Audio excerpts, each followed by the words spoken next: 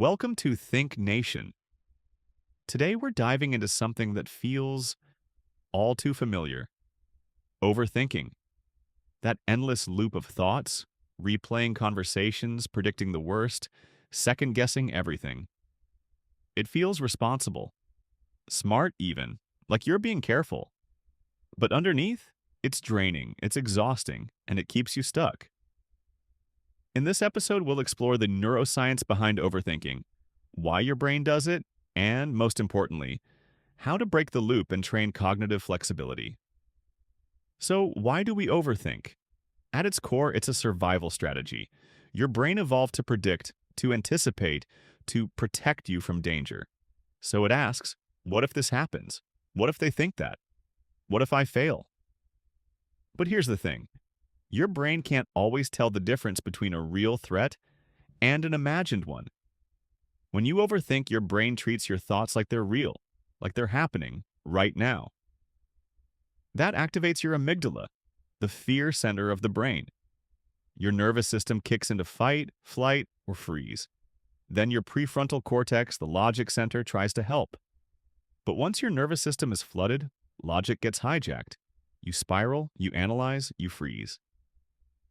Here's how the loop works. You feel discomfort, maybe from a text you haven't answered. Maybe a tough decision, maybe an awkward moment. That discomfort creates anxiety. Your brain wants relief, so it starts thinking, solving, rehearsing. But instead of solving, it spirals. It finds more angles, more possibilities, more what ifs. So the loop forms. Anxiety triggers thinking. Thinking feeds anxiety. Let's look at a common example. You get an email from your boss that just says, "Can we talk tomorrow?" Immediately, your mind jumps to conclusions. Did I do something wrong? Did I mess up a project? Am I getting fired? You start rereading your last few emails. Then you go over everything you said in the last meeting. You even consider asking a colleague if they've heard anything. Hours pass. You can't focus. You can't relax. All because of one vague sentence. And most of the time, the meeting ends up being about something routine. That's the power of overthinking. It steals your peace in the absence of actual danger. Overthinking doesn't just waste time. It disconnects you from your body. You ignore hunger, fatigue, tension. You become a mind without a grounded presence. It impacts your relationships. You hesitate. You replay. You hold back. And it stalls decisions. You delay action, avoid risk, and often regret not doing something more than doing it. Another example: you're texting someone you like. They take a little longer than usual to respond. That delay opens the door to doubt. Are they losing interest? Did I say something wrong? Should I double text? Should I wait? The conversation stops being about connection and becomes a mental puzzle you're desperate to solve. And there's more. Overthinking also affects your sleep. Your mind becomes most active when you're trying to rest. It pulls you back into unfinished thoughts, open loops, and emotional noise. Sleep becomes less restful. Recovery becomes harder. And the next day, you're already behind, mentally and emotionally. Let's go a step further.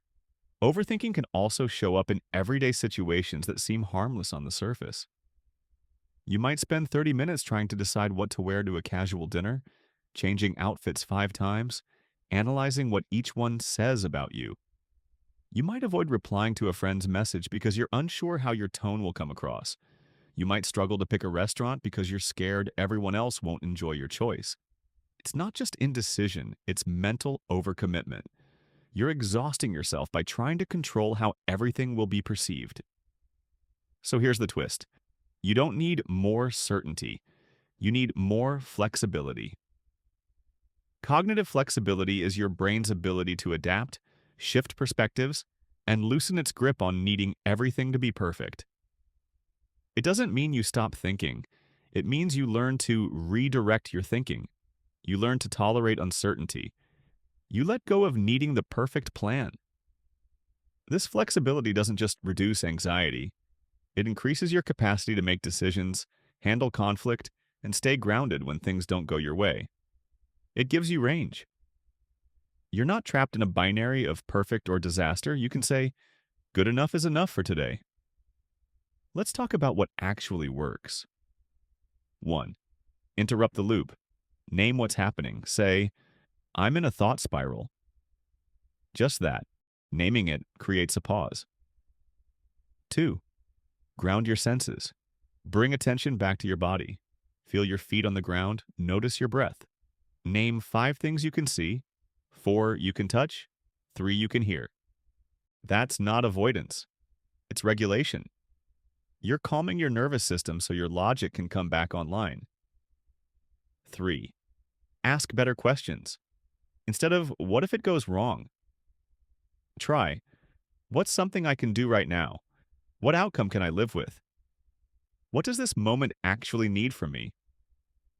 These questions shift your focus from fear to action. 4. Build small tolerance for uncertainty. Let the message sit without rereading it. Make the decision without polling 5 friends. Each small act is a representative, and reps are how the brain rewires. You can even turn this into a challenge. Tell yourself, today I'm going to make one small decision without overthinking it. Maybe it's what to wear. Maybe it's replying to that message. Maybe it's choosing what to eat.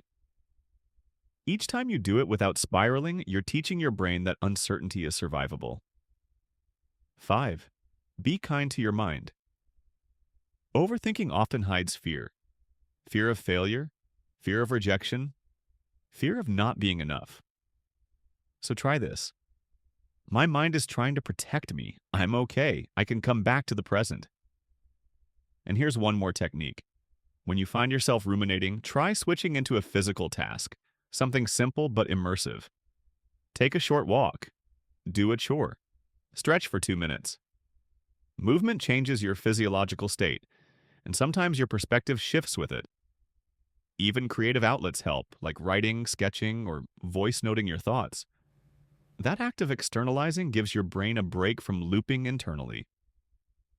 Another idea, have an overthinking journal. Keep a notebook where you write down the spiral. Let it out. Leave it there. You don't have to solve everything in your mind. You'll be surprised how often the intensity of a thought fades once it's written down. You can also experiment with time boxing. Give yourself 5 minutes to think about something, and then move on, no matter what. This teaches your mind that rumination doesn't need to take over your whole day. Consider the role of environment, too. Some places, like cluttered rooms, noisy offices, or spaces filled with distractions, can increase the likelihood of spiraling. A clear space often supports a clearer mind. And don't underestimate rest. Chronic overthinkers often live in mental fatigue. You can't make healthy decisions or access clarity when your brain is always tired. Sometimes what you need isn't another thought. It's a nap, a walk, or a night of deep, uninterrupted sleep. Overthinking is a pattern, and patterns can be changed. Your mind isn't broken. It's just doing what it thinks will keep you safe. When you learn to work with your mind instead of against it, you stop spiraling and you start moving. If this spoke to you, leave a comment. Let me know what part landed most. And if you want more tools to understand your psychology and reshape your patterns, subscribe to Think Nation. We're just getting started.